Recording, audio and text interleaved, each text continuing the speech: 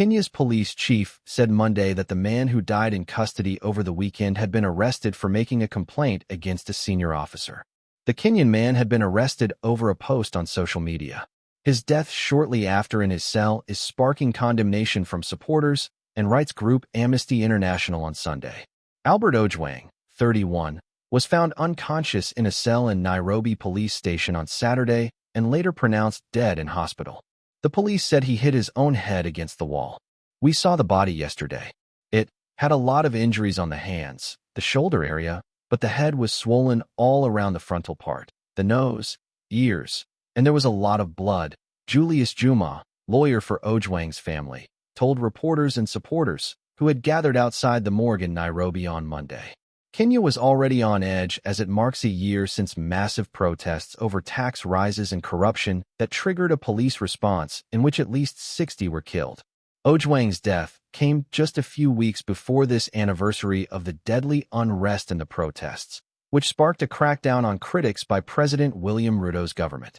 Call for investigation. Police said in a statement that Ojwang had been arrested for a false publication and suffered head injuries after striking his head against a cell wall. Police Inspector General Douglas Kanja told reporters that Ojwang was arrested along with several others following a complaint by his deputy, Eliud Kipkoech Lagat. There was a complaint that had been launched by the Deputy Inspector General about his name being tarnished.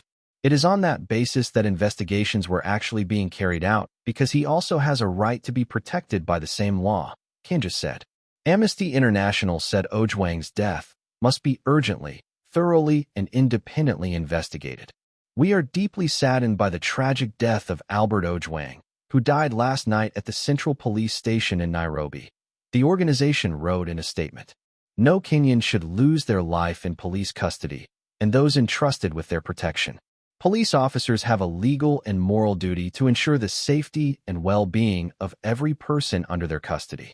The death of Albert Ojwang while in detention raises serious questions that must be urgently, thoroughly, and independently investigated by the Independent Policing Oversight Authority, IPOA, and the Kenya National Commission on Human Rights, KNCHR. The death also sparked outrage among Ojwang's supporters online. "We demand answers. This death cannot be swept under the rug. How many more young lives must we lose to this rotten system?" Journalist Lynn Ngugi wrote on socials. Harsh crackdown.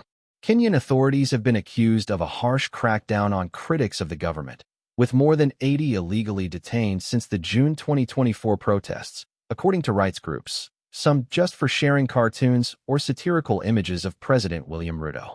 Former Attorney General Justin Muturi, who says his own son was illegally detained by security forces during the protests, spoke out against Ojwang's death.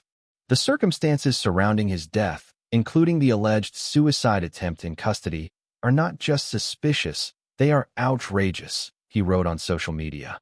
"They insult the intelligence of Kenyans and raise very serious questions about the conduct and accountability of our law enforcement agencies."